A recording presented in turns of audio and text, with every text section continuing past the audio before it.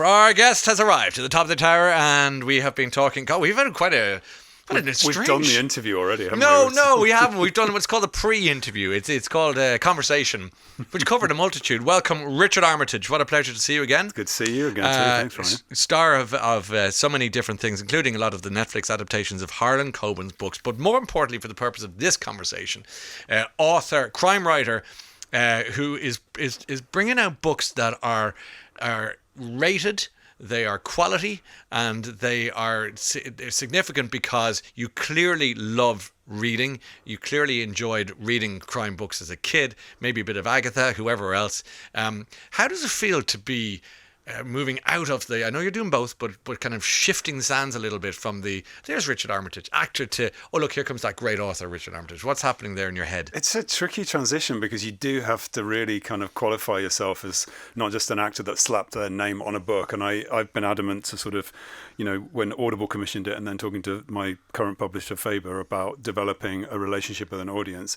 And one of the things I was really clear about was I'm going to write every single word of this. So that's why it's really pleasurable and easy to come and sit and talk to you, because I know that book from back to front. So all of its, flaws as well. So I know when I don't get things right. But I'm a storyteller at heart. It's been with me since I was 4 years old with a pair of tap shoes on. That's a form of storytelling, and I've taken that all the way through my work as an actor and a musician, and it's sort of culminating in writing now. So I know it sounds like such an old-fashioned expression, but storytelling.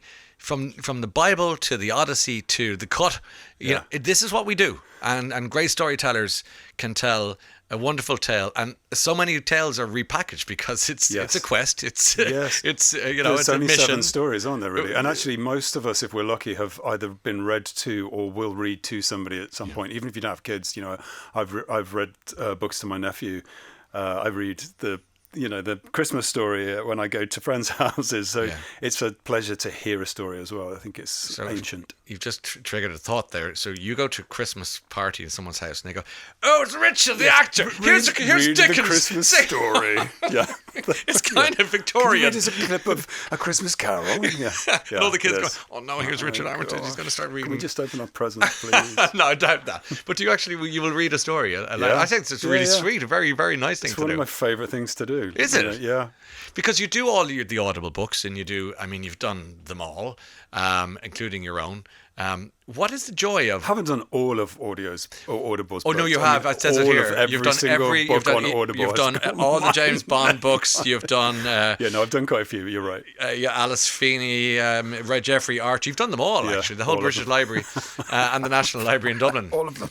Including the Bible in Aramaic, which is pretty... Have you heard any of my Irish accents in books? When I give a character an Irish accent, I'm honestly got my head in my hands. No, hang on a second. My friends are going to crucify me. Richard, you are now completing a trilogy of male actors from the UK that I've interviewed in the last 10 days, beginning with James Norton, yesterday Orlando Bloom, and now Richard Armitage, who all have given...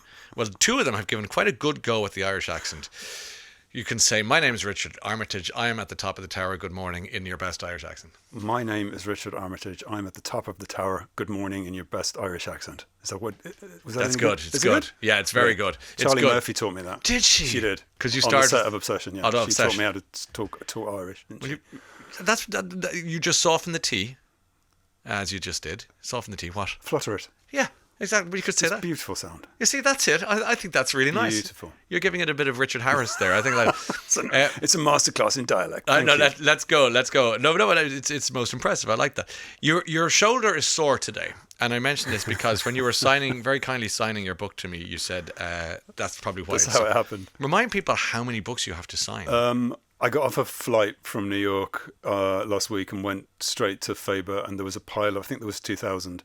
Just in the office, but not just signatures, they were dedications as well. Some people wanted a Shakespeare sonnet, so you're scribbling. So yeah, I've got a repetitive strain injury in my shoulder, you have, and it hasn't even begun yet. I haven't even started the press tour. So okay, let's talk about the book most importantly, because this is an intriguing story that comes from an encounter you had in. Am I right in saying that encounter at a graveyard when you were much younger?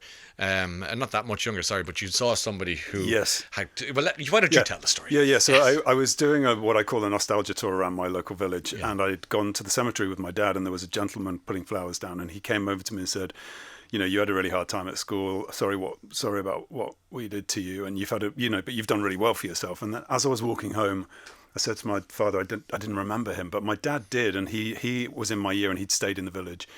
And that gave me the seed of an idea of, what happens in high school, the highs and the lows, the traumas that you experience, how does it manifest as an adult? So I dreamt up a story of a boy that witnesses a murder at his graduation of one of his classmates, and the wrong person goes to prison, but because he's bullied, he can't, he's sort of bullied into silence. But then years later, he comes back to the town. I'm spoiling the book a bit. Somebody comes back to the town. Don't wreck it, but to make a horror movie, but it's not really a horror movie. Yeah. Because it's now you're going to wreck it if you do. Okay, I mean it's intriguing that I think on the detail of your personal story that your dad remembered the guy. Yeah, you didn't. Yeah.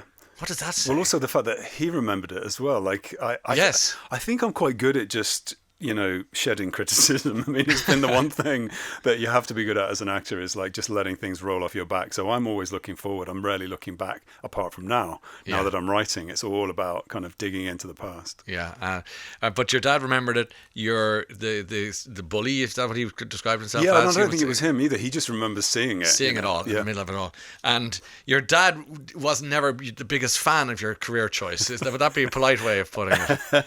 Like most practical man, he was a nuclear engineer. He would, even when I came back from New Zealand in The Hobbit, he would still kind of go, "So when are you going to get a real job then?" Yeah. Did you fly them out? They did. They came out to visit me, but he was grumpy. He was grumpy. He was like, "What am I doing here? Why am I come all this way on an aeroplane?" Oh no! I suppose that. That's the scientist in him. Like, you're in The Hobbit. That makes no sense. Yeah. The whole Middle Earth makes no sense to some people. Yes. You know what I mean? Narnia like, is a ridiculous fantasy for some people. And also, he's like, "You're 6'2". What are you doing playing a dwarf?" It's like, good point. Yeah, Dad, you got a point. You've got a point. I think he should. I tell you what, you've got your lane, I've got mine, and we'll stay friends. And that's exactly what we did. And that was the only way forward. And the great thing about the cut as well is that before it even hit the shelves, the great Jed Mercutio has optioned it, or it's actually happening. Jed Mercurio's optioned it with his company HTM, but we're in the early stages of just finding out whether a screenplay would work and how it would work, and what whether it would be 4 or 6 episodes. But early days. So he's the Line of Duty guy, among other things, and you're smiling like a man who's working with the Line of Duty guy because obviously what he does, bodies, and he's he knows the Midlands. Yes, so that's important. Yeah, really important because one of my big passions at the moment is getting TV drama sort of out of the sort of expected areas like Manchester or London. The West Midlands gets quite a lot. Stephen Knight's done all kinds of things with Peaky Blinders in his studio, but the East Midlands is kind of getting forgotten, so I'd love to be able to shoot something up there. Richard Armitage, author and part-time actor, joining us on at the top of the tower today. Top of the tower, I should say. Is it true that a man who's spoken to here a few times, Harlan Coben, had a comment to say when you said you're thinking of writing a book? Yeah. He said, "Stay in your lane, Armitage." And then I said, "Yeah, but you do turn up on a film set trying to be Alfred Hitchcock as a cameo." So I was like, can I write as a sort of cameo? Anyway, but he's great. He's a real friend and mentor. So. That's a lot of shade being thrown, but I like that. It's comic. I threw it back. You threw it right back because you mentioned actors putting their names on books and and shifting copies. We had Linda LaPlante here recently, and she spoke. She threw a bit of shade at Richard Osman, whose books I thoroughly enjoy. Yeah, so they're amazing. They are really, and they but she was kind of saying, I don't really like them, and it's actors with names on books. But I noticed the way you said very pointedly that you write every word, and that's very important. Not like you have some sort of ghost in the no, machine. not at all. And also because I'm part of the brief is write a character in that story for you to perform that's credible, that we would believe you might perform. And because they're crafted for audio, I read everything aloud over and over and over. So it's I get to know the book like a script. You sure? Becky WhatsApps to say, Ryan, I really enjoyed Geneva, which is your other book, of course, and Richard's audio work is lovely, especially his reading of Ted Hughes' poetry. Amazing. That's a nice beautiful. So would Ted Hughes have been from around where you were from originally? Yes, so would that make sense? Yeah, okay. Yes, That's like Rob Brydon reading Dylan Thomas or something like that. So so you read your own. And I think I took some inspiration from a Ted Hughes poem for one of the scenes in Geneva. It's a poem called Love Song. It's an incredible poem. Anyway, there's little snippets of it in I Geneva. love that. Your book, The Cut, and you mentioned that again geographically where you're from, and you'd love to, if it's going to be made into something, you'd love it to happen there, to be filmed there, and so on. If you've written a book like this, and they're going to make it into something, and you as an actor, do you expect to be in that series, or would you be offended if you weren't in it, or do you feel, no, I've written it, I actually don't want to be in it? All three. Yeah, that must be tricky for you. A lot of the time at this point when people are looking at them for adaptation, they are sort of saying, and will you be in it? But by the time TV gets made and broadcast, it's 10 years down the line. So I don't know. I'd love to, but it's not a given. It's also not a deal breaker. No, for not you. at all. Okay, good. They'll be thrilled to hear that. The production company, of course. And we met first in passing. Don't expect you to remember, but we did briefly in Reykjavik, of all things, the Iceland Noir Festival. Yeah. And it's a great. The time we were there, it was others included. Dan Brown was there, and Hillary Clinton, Louise Penny, Irvin Welsh. It's a great old little festival. It's amazing. Lisa Jewell was there. I think Harlan Coben went this year. He was there. He actually emailed me and said, "Should I go to this thing?" And I'm like, "Yes, do it. Don't think twice, because it's brilliant. It's just a brilliant festival, and it's really about the writers.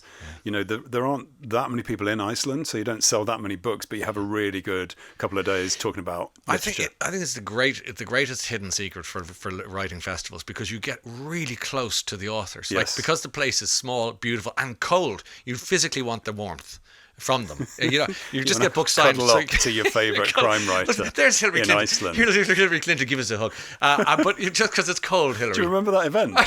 Did you go to her book event? Yeah, I thoroughly enjoyed it. Bizarre, wasn't it? But the whole thing is bizarre, Richard. That's why I love it. I was there. I was chatting with Harlan there the last time. Are you going this year? Yeah. I sort of invited myself. I've put myself in front of Ragnar Jonasson, who runs the festival, and I said, I'm around in November, if you want to invite me. So he did. I'm actually launching his new book with him. It's called The Mysterious Case of the Missing Crime Writer, which is terrific, and that's Ragnar who runs the thing. That's next Thursday, or Wednesday, I should say, in Daunton, Primrose Hill. Notting Hill. Notting and you Primrose. said you'd like to go there, but you're otherwise engaged. Well, I did. I said yes, I'd go with him, but I think I'm down in Bath at a similar event. Who's this person looking in the window? That's Kaylee. We'll ask Kaylee. She'll know. Kaylee will know. Is Richard in Bath next week? I think, yeah. We'll check it out. He's Richard, sending me a book and everything. But anyway. It's Great, by the way. It's great. It's between yourself. You've got it all covered between you and The Cut and Ragnar and his new one. It's brilliant.